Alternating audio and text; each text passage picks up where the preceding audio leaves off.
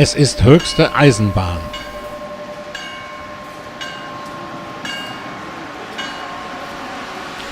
Der winkt schon.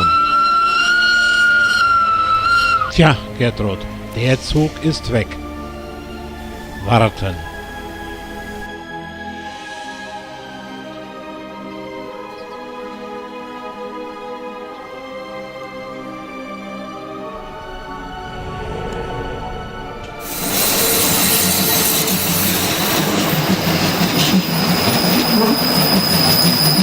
Nicht nur die geniale Streckenführung, wunderbare Landschaften und Dörfer entlang der Strecke, sondern auch kühne Kunstbauten, wie hier die Solisbrücke oder das Landwasserviadukt, waren ausschlaggebend bei der Vergabe des Welterbetitels im Jahre 2008. Seitdem blickt auf dem Bahnhof von Thusis die Dame mit Hut, Schirm und Koffer hinter den Zügen her und wird nicht mitgenommen. Anders erging es uns in unserem Standquartier in Filisur. Von Terrasse und Restaurant kann man nicht nur wunderbar die Züge beobachten, sondern auch vom Bahnhof nebenan herrliche Reisen antreten.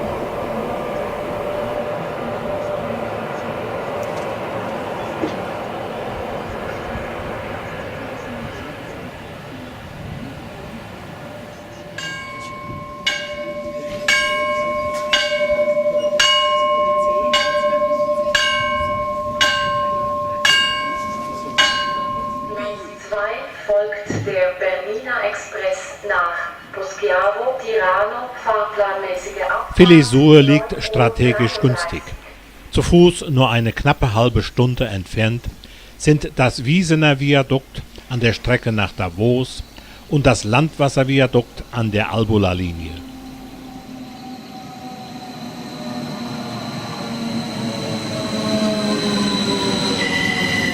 Der Bernina Express verkehrt abwechselnd von Chur oder Davos aus.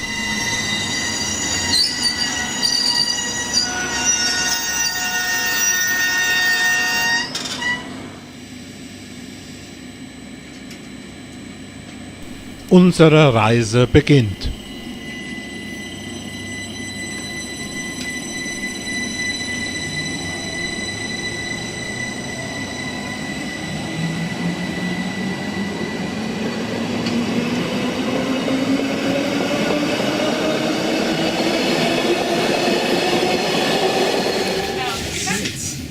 Grüezi, Messieurs. Jawohl, das ist immer gut. Das auch. Das auch. Und das auch. Die Albula- und Bernina Strecke der Rätischen Bahn ist im Jahr 2008 Guten Tag miteinander. UNESCO-Welterbe Damit ist die Rätische Bahn weltweit erst die dritte Eisenbahn, welche von der UNESCO Wir bedanken uns sehr. Welterbe erhielt. Auf 122 wunderschönen Kilometern von Thusis nach Tirano führt die Strecke über 196 Brücken, durch 55 Tunnels und an 20 Gemeinden vorbei.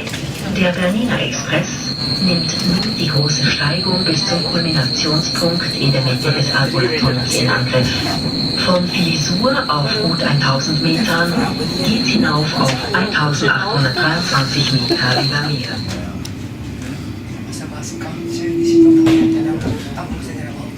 Vom Bahnmuseum berichten wir in einem anderen Film. Das früher romanischsprachige Dorf sollte man sich unbedingt ansehen.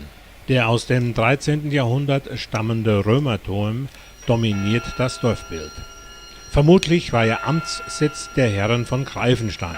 Sein heutiges Aussehen als Glockenturm mit der interessanten Fassadenmalerei und der typischen barocken Turmspitze erhielt er erst im 17. Jahrhundert. Während der Bahnbauzeit diente er als Gefängnis. Heute wird er als Gemeindearchiv genutzt.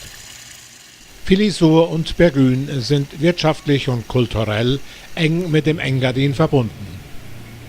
Man spricht heute mehrheitlich Deutsch. Dennoch ist der romanische Name Bravaun im seit 1943 amtlichen Doppelnamen erhalten geblieben. Schmucke Häuser aus dem 16. bis 18. Jahrhundert im Engadiner Stil mit ihren Fassadenmalereien, den sogenannten Graffito, Erkern und Fenstergittern zeugen vom einstigen Reichtum des Ortes.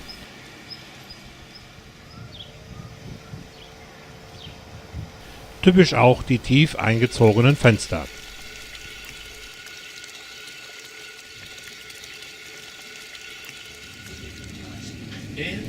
Wir sind zurück im Bernina Express und genießen die wunderbare Aussicht.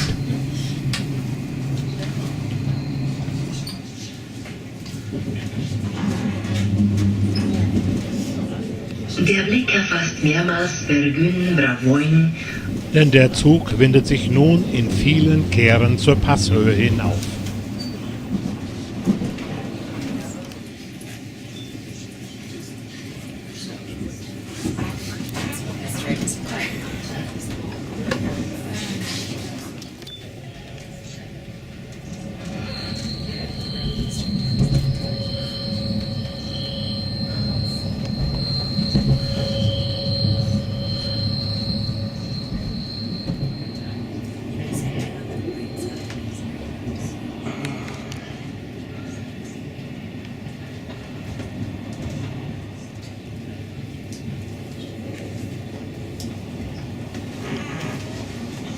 Jetzt beginnt der spektakulärste Teil des Anstieges und wir haben das am nächsten Tag nochmal von außen gefilmt.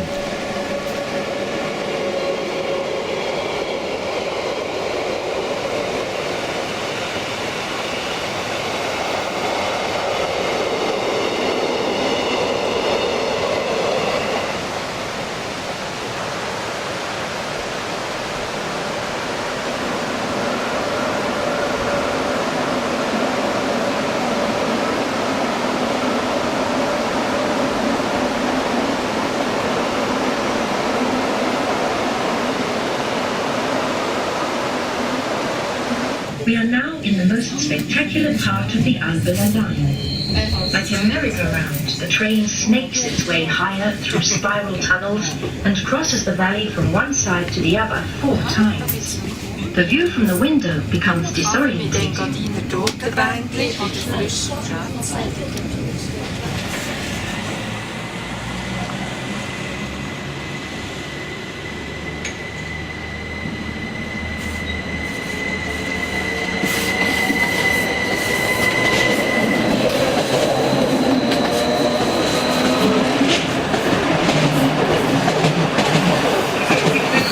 Dann sind wir da unten in den Tunnel rein, haben im Tunnel drin gedreht und haben so die Höhenmeter ausgetrickst sozusagen. Also wir haben hier in diesem Quertunnel drin an Steigung gewonnen. Das ist eben wichtig hier zwischen Bergün und Breda, weil der Zug eine Höhendifferenz von über 400 Meter überwinden muss. Das ist eben nur möglich mit diesem Quertunnel, weil er hier nie steiler als 35 Promille hoch fährt, damit er eben auch ein gewisses Tempo beibehalten kann. Wunderbar, wir sind jetzt auf einem dieser zahlreichen Viadukte. Auf der rechten Seite runter sieht man weit hinten das Dörfchen Latsch, wo auch der Heidi-Film schon gedreht wurde. Rechts von uns ein wunderschöner Lerchenwald, der verfärbt sich dann in den nächsten Wochen und wird dann so richtig gelblich. Es ist ein wunderbarer Tag, da sehen wir wirklich alles, was es heute zu sehen gibt. Wir kommen jetzt dann gleich in eine sogenannte Galerie rein. In dieser Galerie, das wurde gebaut vor etwas über 100 Jahren hier auf dieser Linie, dieses Tunnel. Da geht es darum, dass wenn im Winter was runterkommt an Geröll, Schnee, Eis oder eben auch im Sommer, wenn es stark regnet, dann geht das hier über das Dach und gleitet dann so runter. Deshalb diese Strecke eben auch sehr lawinensicher gebaut und das schon vor über 110 Jahren. Die damaligen Ingenieure haben da wirklich schon das eine oder andere dabei gedacht. Wir fahren jetzt auch über die Passstraße durch drüber. Diese Albula-Passstraße zwischen Berlin und Breda ist im Winter gesperrt. Und dann wird hier geschlittelt und gerodelt, bis die Kufen brechen hier, zum Teil sogar abends mit Beleuchtung. Wir kommen jetzt noch einmal in einen Kehrtunnel rein und kommen dann in wenigen Augenblicken oben wieder raus. Auf der rechten Seite dann dieser Berg hinten, der noch ein bisschen Schnee hat, ist der Piz Ela, 3339 Meter hoch ist der höchste Berg hier in dieser Region, nach ihm benannt auch der Naturpark Ela, der sich hier rund um den Berg erstreckt. Es geht gleich weiter mit dem nächsten interessanten Highlight. Es folgt jetzt nämlich das Nordportal des Albula-Tunnels. Der Albula-Tunnel, 5865 Meter lang, also knapp 6 Kilometer. Die Eröffnung war 1903, also vor 113 Jahren. Und wie das so ist, nach 113 Jahren sieht man nicht mehr ganz so frisch aus. Und jetzt wird eben ein neuer Tunnel gebaut. Und das parallel zum alten. In etwa 6 Jahren dann ist es dann soweit mit der Neueröffnung. Auf der linken Seite können Sie das gut sehen, jetzt dann gleich auch. Der alte Tunnel wird dann später als Sicherheitsstollen weiter verwertet. Von dieser Baustelle in Breda berichten wir in unserem Film über die Rundfahrt von Filisur aus über Davos, Klosters, durch den neuen Vereina-Tunnel ins Engadin hinein und zurück ins Albula-Tal. 5865 Meter langen Albula-Tunnels fand im Jahre 1903 statt. Ladies and gentlemen, we are now in der Val Bever, in Bever dann diese Insel, der Insel. Der geht weiter nach Österreich, dann schlussendlich Donau und dann ins Schwarze Meer. Also das heißt, dass dieser Albula-Tunnel nicht nur eine Wetter-, sondern auch eine Wasserscheide ist. Weil Sie erinnern sich, auf der Nordseite die Albula, da ist der Abfluss nach Norden, schlussendlich in die Nordsee. Alles hier geht jetzt dann nach Osten weg in den Inn und ins Schwarze Meer.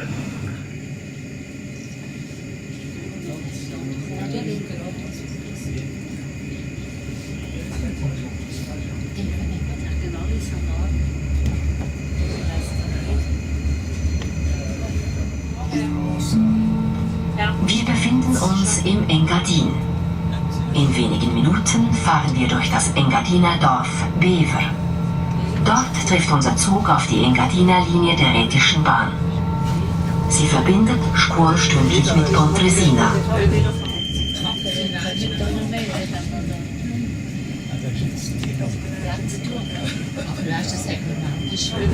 Talaufwärts erreichen wir Samiden.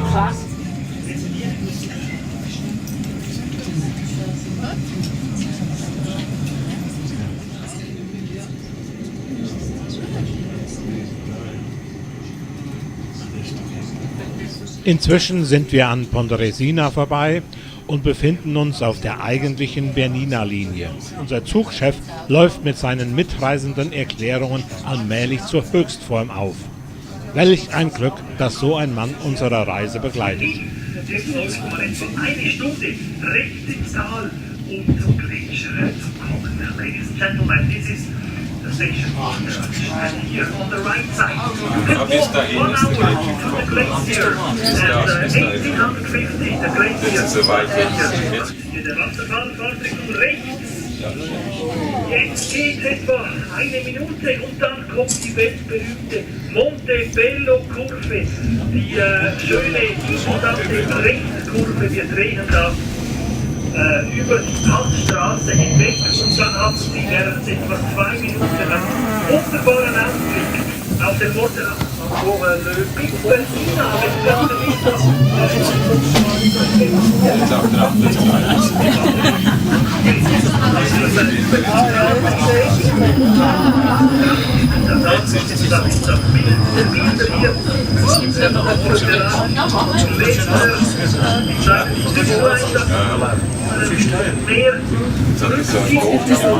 dann auch auf der rechten Seite vom Gletscher die Seitenmoräne von 1850. So können Sie sich etwa etwa vorstellen, wie der Gletscher zurückgegangen. Der Berg rechts vom Gletscher, der höchste Berlin aufgetaucht, 1974 Lissabon, der bei Biancograd, ein digitaler der Berg rechts vom Gletscher noch ein bisschen zurückversetzt ist der Blitz Morteratsch. Weit links vom Gletscher der Blitz Tupot mit 3996 Metern. This is Morteratsch Glacier. And on the right side from the glacier, the highest mountain, this is the Prinz Bernina with 4049 meters above sea level. And on the left side from the glacier, Prinz Tupot with 3996 meters.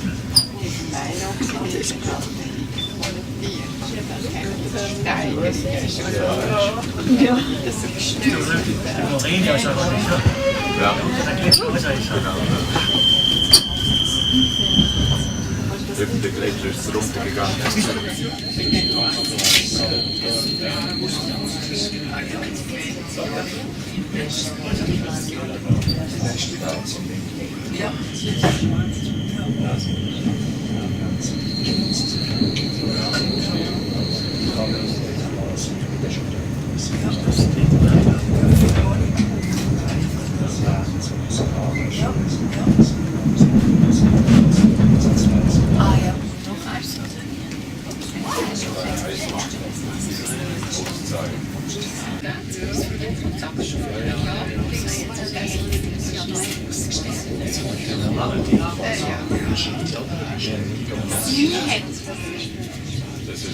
Inzwischen sind wir oberhalb der Baumgrenze angelangt und nehmen Die letzte große Steigung vor der Passhöhe. Unmittelbar nach der Ausfahrt aus der nächsten Galerie sehen Sie auf der rechten Seite den Lai Pitchen, zu Deutsch Kleiner See, und den Lai Nair, den Schwarzen See. Danach folgt die Staumauer des Lago Bianco, des Weißen Sees. Dieser Stausee verdankt seine grünlich-weiße Farbe dem abfließenden Gletscherwasser. Die Abflüsse von Lai Pitchen und Lai Nair wenden sich nordwärts. Ihr Wasser fließt durch den Inn und die Donau ins Schwarze Meer. Anders der Abfluss des Lago Bianco. Er nimmt seinen Weg südwärts durch den Boschervino, die Adda, in den Po und in das Adriatische Meer. Die gelbe Tafel auf der rechten Seite des Zuges, rund 20 Meter vom Gleis entfernt auf der Höhe der Staumauer, markiert den genauen Punkt der Wasserscheide. Kurz danach überqueren wir bei der großen Seebucht auch die Sprachgrenze. Im Norden, im Oberengadin, wird Romanisch gesprochen. Italienisch hingegen im Valle di Poschiavo.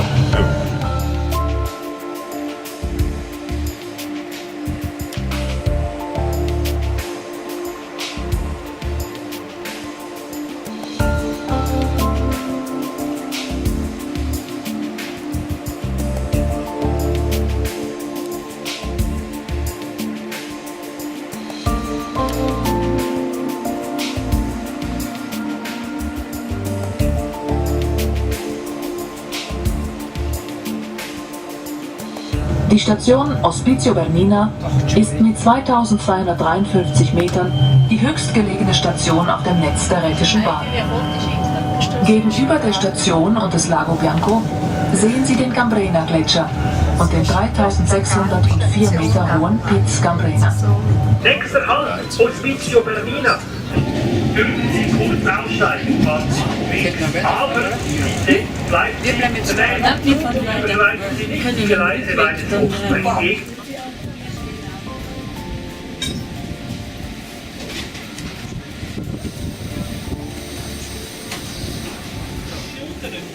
Jetzt geht das Telefon klemmen. Ich kann noch ein bisschen raus.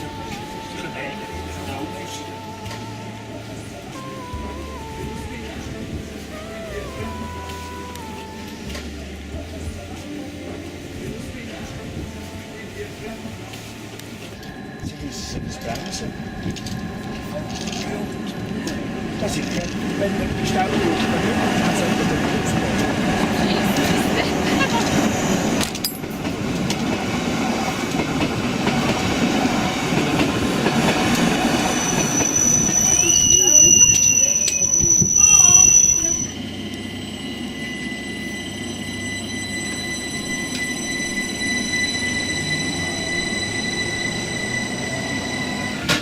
Das Haus da oben ist ein Restaurant, Sass Almasone. Kommt man gut zu Fuß hoch und kann da oben diese lokalen Spezialitäten genießen. Nächster Halt ist Alpengrün. Wir treffen ein in etwa 2 Minuten. Und wir haben einen Aufenthalt von 10 Minuten auf der Alpengrün, meine Damen und Herren. 10 Minuten nur für Sie. Sie können aufsteigen.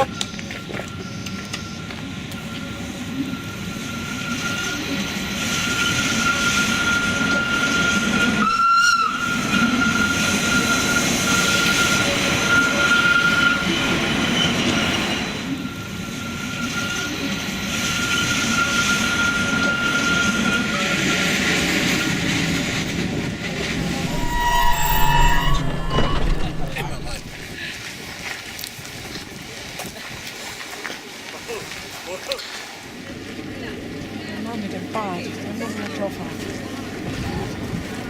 Stein.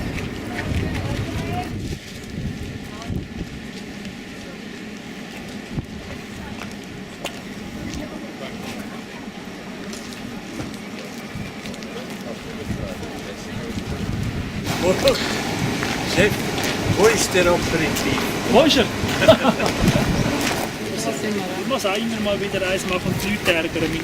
Der Wunsch nach einem Aperitif ist angesichts solcher Bilder sicher verständlich. Und auch, dass der Zugchef sein Smartphone zückt, um seine Kollegen verlänglich zu machen.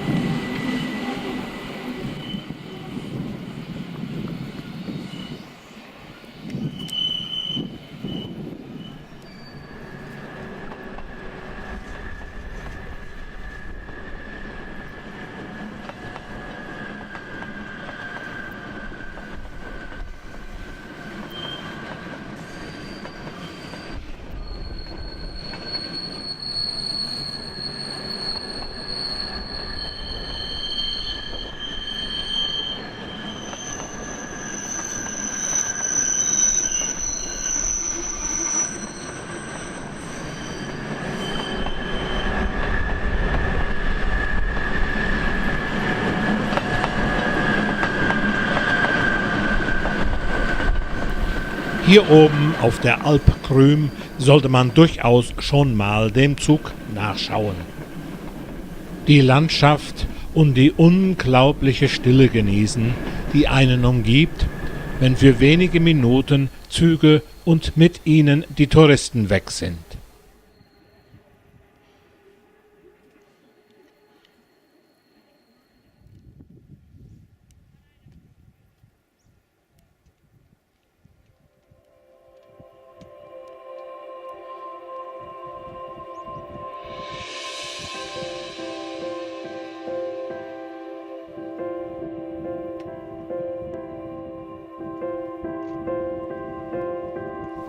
In der Ferne glänzt der Poschiavo-See.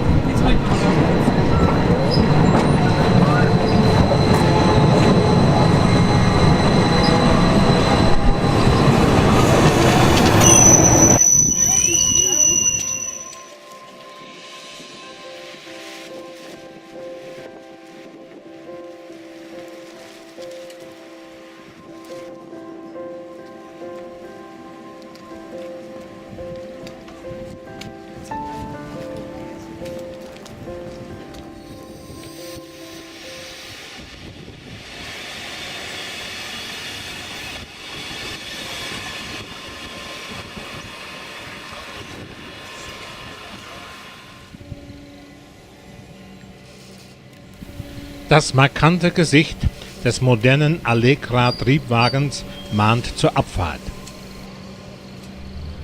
Allegra, das ist übrigens auch der freundliche Gruß der Engadiner.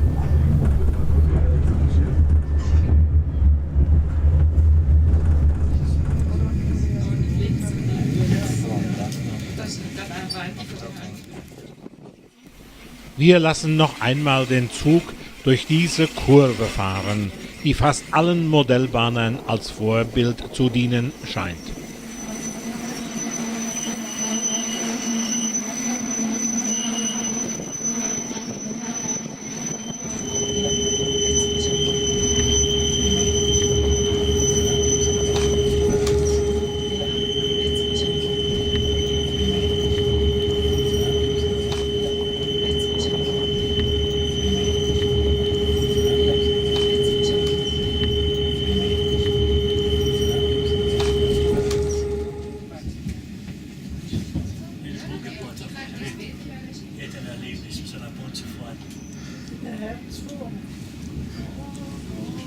Jetzt haben wir wieder gedreht.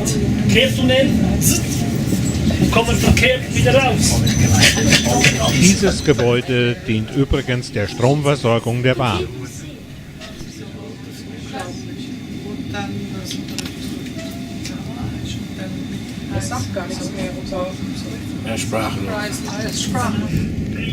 Der Wechsel erfolgte in Pontresina.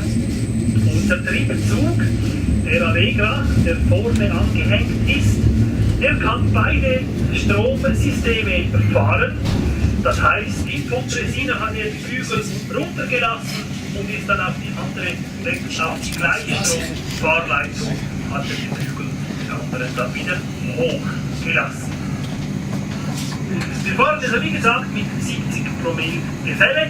Unser Triebzug dahinter haben wir 6 Panoramawagen.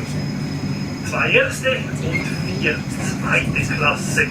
Das ergibt eine Anhängelast. Also ein Gewicht dieser Wagen insgesamt von über 130 Tonnen. Und das Ganze schleppt er dann also auch wieder hoch. Wie gesagt, alles ohne Zahnrad. Rechte Lokführer betätigen jeweils mehrere Bremsen gleichzeitig und eben auch das System dann benutzen. Deshalb muss man eben dann auch immer mal wieder die Belüftungslampen betätigen, weil unser Bremssystem funktioniert mit Druckluft. Das heißt, es gibt natürlich diese Druckunterschiede, deshalb müssen wir von Hand, zum Beispiel auch in Poschiavo dann, die Belüftungsklappen betätigen, um die Luft rauszulassen, damit der Druckausgleich wieder übereinstimmt. Also es ist wirklich viel Zusammenhängendes hier und es ist nicht so, dass alles maschinell, man muss das zum Teil auch noch von Hand gewisse Sachen hier einstellen.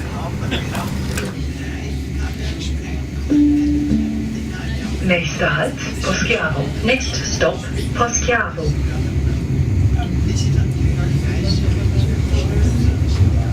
Nun, in Poschiavo sind wir nicht ausgestiegen. Wir besichtigen diesen malerischen Ort auf der Rückfahrt. Denn hier ist es zunächst einmal viel spannender. Der Bernina Express ist zur Straßenbahn mutiert und manchmal wird es sehr eng.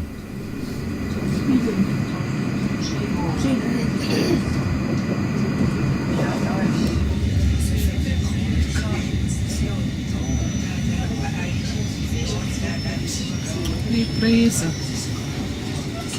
Dann kommt Fusio. Nach dem vielbesuchten Ferienort Liprese folgen wir dem Ufer des 2,5 Kilometer langen und 1,5 Kilometer breiten Lago di Poschiavo. Malerisch verläuft die Bernina Bahn seit 1908 dem See entlang unter Ausnutzung der alten Straße. Dieser See ist natürlich entstanden.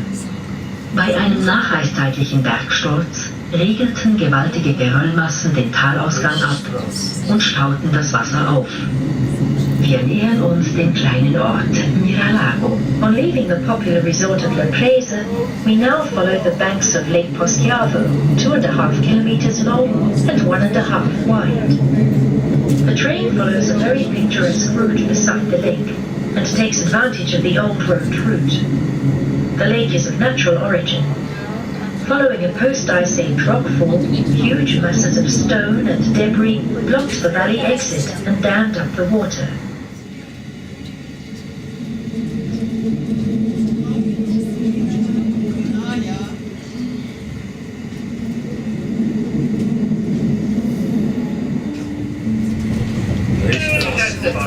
Hier finden wir uns in Miralago, Mitte des Lago di Poschiavo. Links oben sehen Sie ein Kirchli. Die Kirche San Romerio gehört zur Gemeinde Tirano, aber ist auf Schweizer Boden. Dieses Kirchli da weit oben auf dem Berg, ja, es gibt einen mühsamen Weg hoch. Und da gehst du mal da sonntags beichten, ja, dann hast du da fast schon deine Sünden abgestraft. Geht also ziemlich steil hoch, gibt aber auch ein Restaurant da oben und man kann sogar noch übernachten.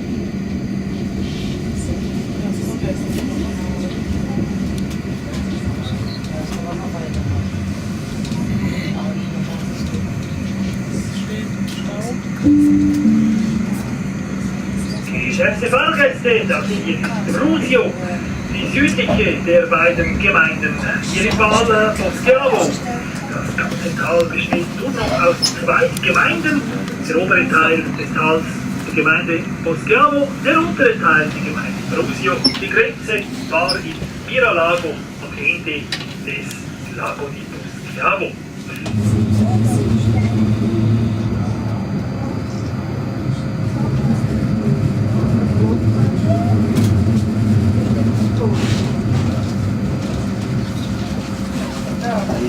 Wir nähern uns dem Wahrzeichen der Bernina-Strecke, dem Kreisviadukt von Brusio.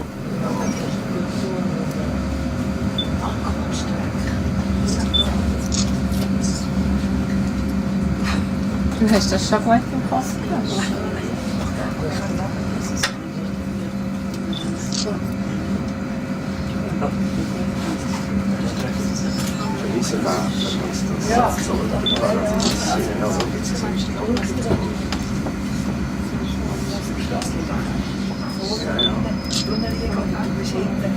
Der Zug fährt wirklich so langsam, als wolle man uns genau zeigen, wie man sich eine solche Kehre auch im Berg als Tunnel vorstellen muss.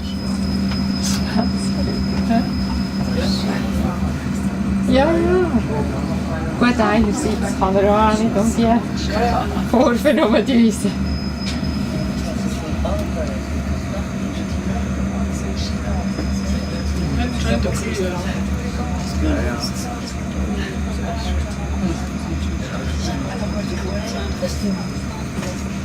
Ja, die beschützt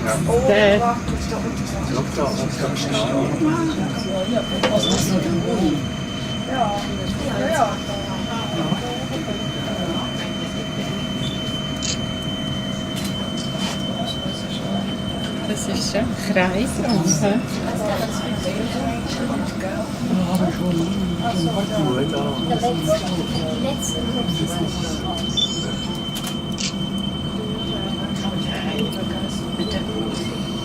ist genial.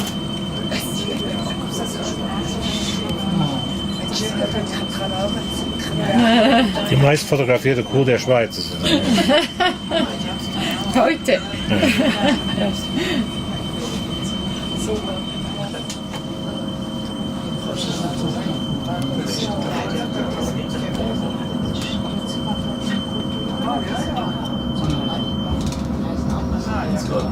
Jetzt geht er wieder. Ich glaube, das sind die Stiche.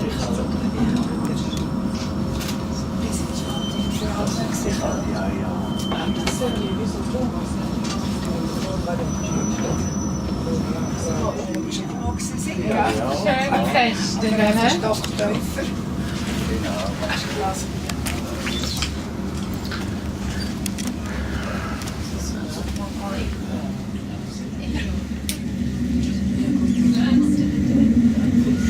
Geschätzte Fahrgäste, wir befinden uns jetzt in Campo Colonia am südlichsten Zipfel hier des Val Poschiavos, gleich bei der italienischen Grenze. Auf der rechten Seite folgt jetzt gleich eine rote Tafel, wo die Grenze markiert ist. Wir danken, dass Sie mit uns gereist sind und freuen uns auf ein Wiedersehen. Arrivederci. Schön, schaut! Madonna del Tirano! Rivali!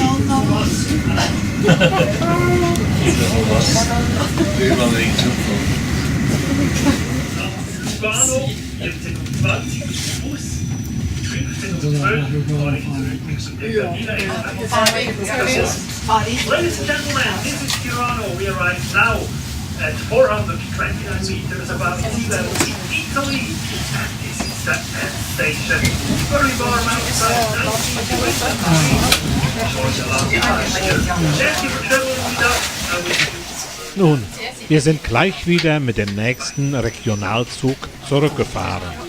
Liebe Fahrgäste, der Zug verkehrt nun auf der Bernina Linie der Rätischen Bahn, welche zusammen mit der Albula-Linie in die UNESCO-Welterbeliste aufgenommen wurde.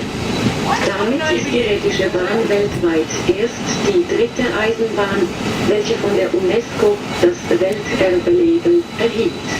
Auf 122 wunderschönen Kilometern zwischen Tirano und Tunis führt die Strecke über 196 Brücken und durch 55 Tunnel. Ladies and gentlemen, the Albula and Bernina stretches of the Grecian Railway have been added to the UNESCO World Heritage List. This means that the Rhaetian Railway is only the third railway in the world to receive the World Heritage Label. Das Brusio-Karussell muss sich natürlich nochmal zeigen, diesmal in zügigem Tempo.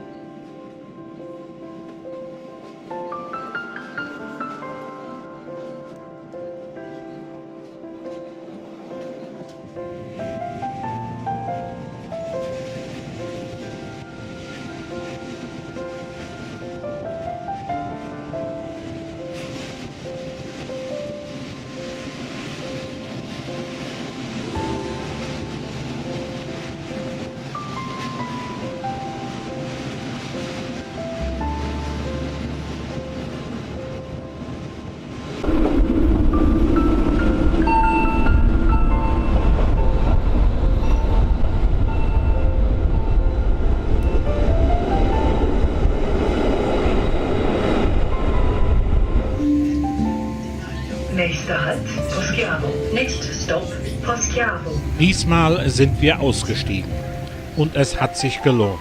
Vom Bahnhof kommend bilden am südlichen Dorfrand einige Palazzi, die von wohlhabend gewordenen Auswanderern erbaut wurden, das Spaniolenviertel. Über Brücken gelangt man ins Dorfzentrum, das recht städtisch auf seine Besucher wirkt. Die Dächer vieler Häuser sind noch mit Steinplatten gedeckt. Sie stammen meist aus dem 16. bis 19. Jahrhundert.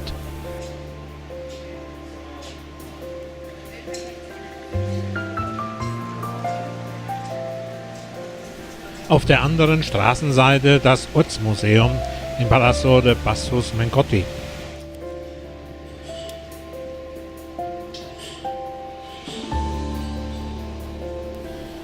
Wir kommen auf den Dorfplatz. Der ehemalige Wehrturm. Rechts daneben das Rathaus. 1987 richtete ein Hochwasser schwere Schäden an. Nach der vorbildlichen Restaurierung erstrahlt der Ort in neuem Glanz.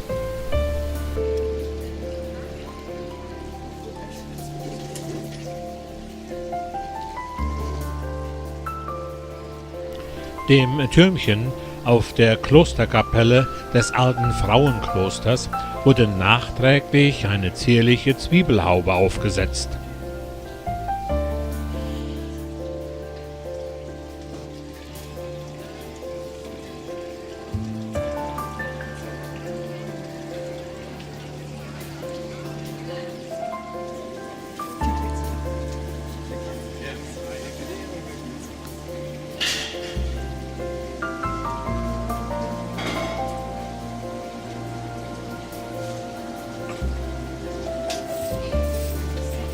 Erstmal Kaffee trinken. Coffee Cream. Dann weiter mit Kultur. Links das Tor zum ehemaligen Klosterhof. Wunderbare Farben im herbstlichen Licht.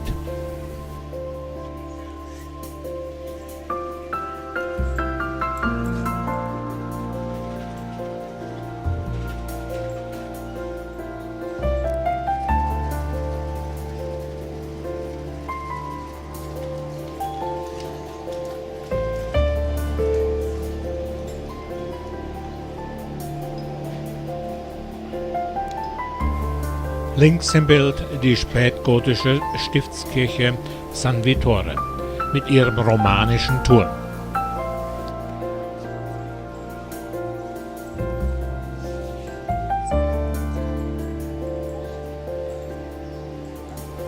Gegenüber das Beinhaus St. Anna mit dem Oratorium, dem Bethaus.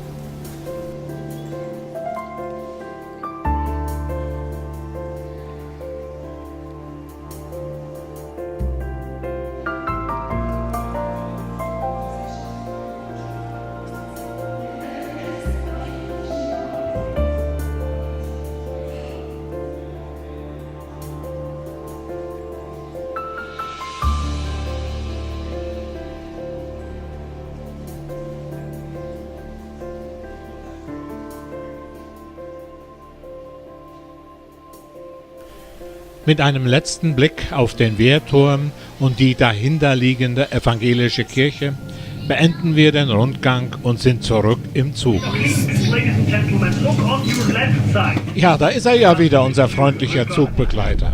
Da schauen wir noch einmal hinab ins Puschlav und winden uns immer weiter hinauf zum Pass. Und die Stimme unseres Zugbegleiters schwillt erneut zu einem Crescendo der Worte an. Bewundernswert, mit welcher Begeisterung er die Schönheit seiner Heimat vermitteln kann. Mesdames et messieurs, regardez à gauche. C'est incroyable, impossible, unglaublich. Schauen Sie den Palus-Gletscher hier. 1850 kam der hier fast bis zum See. 1850 the glacier was here around the lake. Now it's very high on the mountain. Mesdames et messieurs. Weil du musst die ganz frisch. Gut, ja, so ist gut. Lichsnester.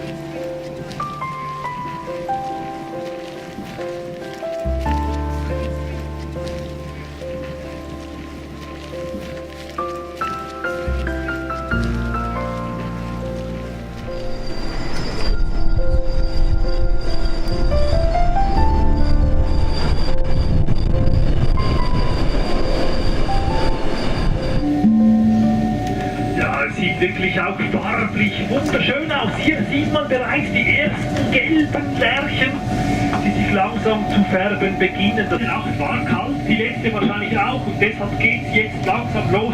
Und in etwa 1 bis 2 Wochen erstrahlt hier alles in diesem bunten Gelb-Rot.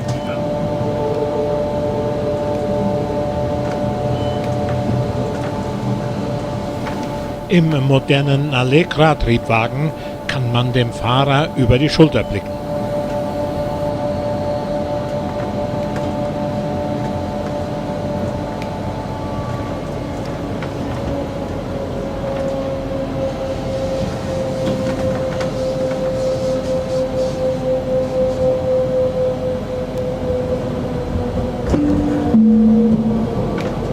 Meine Damen und Herren, geschätzte Fahrgäste, wir sind zu oberst auf dem Hospizio Bernina, auf bereits 2253 Metern über Meer. Es ist ausgesprochen schön, aber eben auch ziemlich kalt. Aktuelle Temperatur auf dem Bernina Hospizio 5,5 Grad. Also wir steigen jetzt kurz aus, wir haben Aufenthalt.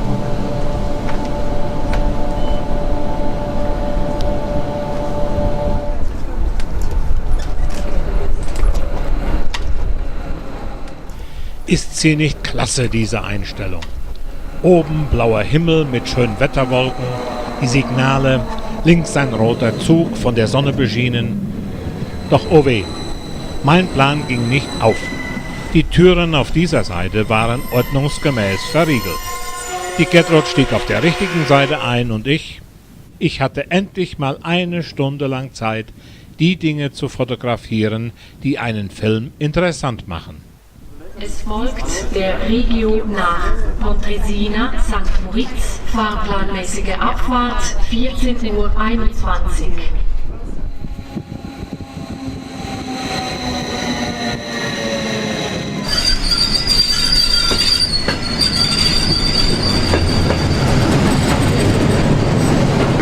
Um der Wahrheit die Ehre zu geben, die Bilder zu dieser Aktion stammen vom Vortag, als wir mit dem Regionalzug schon einmal hier oben waren.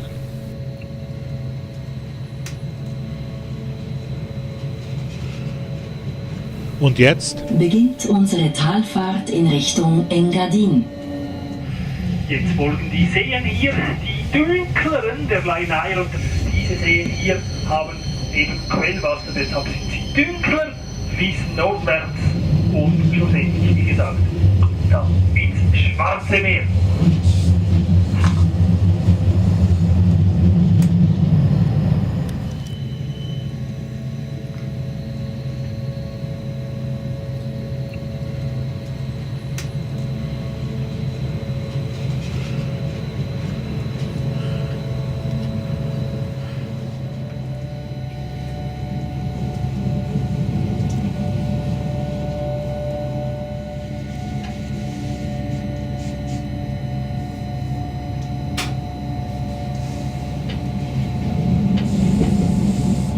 Cable car for Diavolezza. Both of them run up to around 3,000 meters above sea level.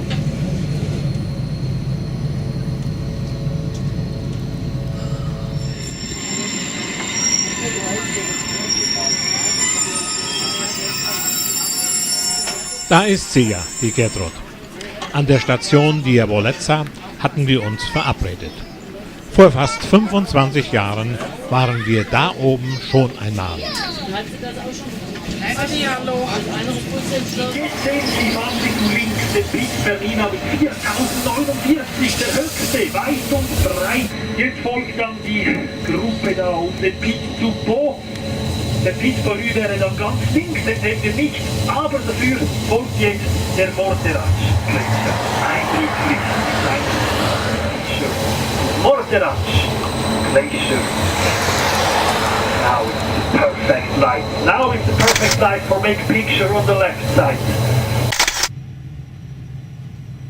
Im Licht des späten Nachmittags waren die Berge zum Reinbeißen nahe.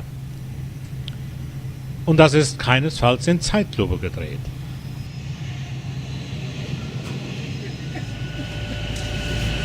Ich hab ist halt geil fotografiert. Nach so vielen Eindrücken muss man schon mal überlegen, was man alles fotografiert hat und was nicht.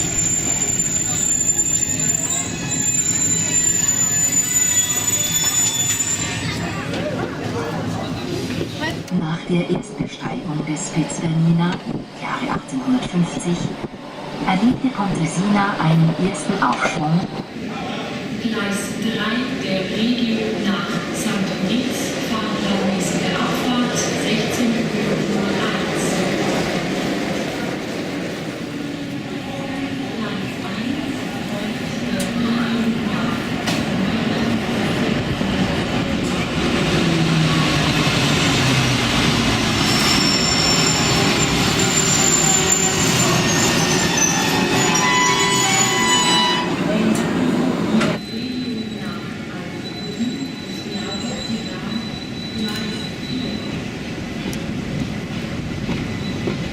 Morail-Stadt, Halt auf Verlangen. Und Morail-Stadt, Fermeda Sündumanda.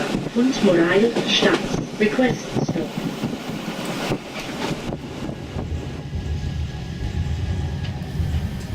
Da müssen wir auch noch rauf. Ein Grund mehr, noch mal herzukommen.